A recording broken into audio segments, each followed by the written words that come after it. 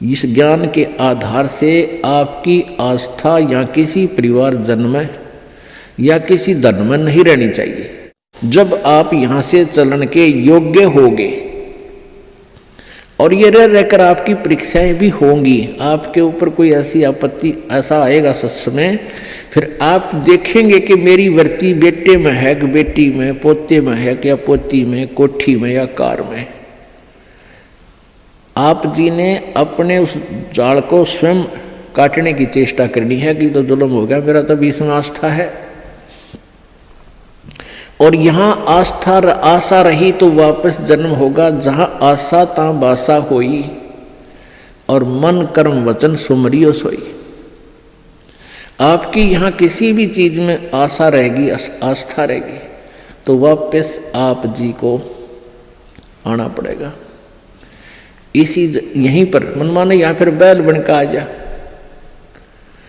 और यहाँ आशा नहीं रही तो फिर हमने आशा कब ना रहेगी, ये ज्ञान आधार बनाओगे, भक्ति घनी करोगे, दान धर्म खूब करोगे, उस भक्ति की शक्ति से भी आपके कुछ बंधन ऑटोमेटिकली कट जाएंगे। इतना दबाव बनेगा उसका, आपके मन में वो आना नहीं देगा और परमात्मा कोई ऐसी व्यवस्था आपकी बना देगा। और जो भक्ति नहीं करते तो फिर हमने यहाँ से तो जाना ही जाना है, भक्ति कर रहे हैं तो उनके मन में ये आ जाना चाहिए कि फिर जन्म होगा तो फिर यह दुर्गति शुरू।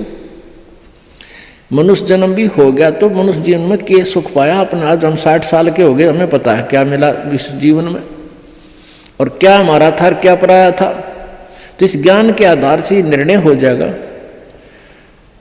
कि अगर फिर जन्म हो गया फिर वो प्रोसीजर, बेटा ना हुए तो दुखी हो गए तो महा दुखी, क्योंकि फिर उनके पालन में पोषण में कोई बेका देगी मृत्यु हो जाए काल, तो फिर रोज जाना करे काम, तो रो रो का टक्कर मारेंगे, वह दुर्गति न्यारी। तो इन सब बातों को ध्यान रख के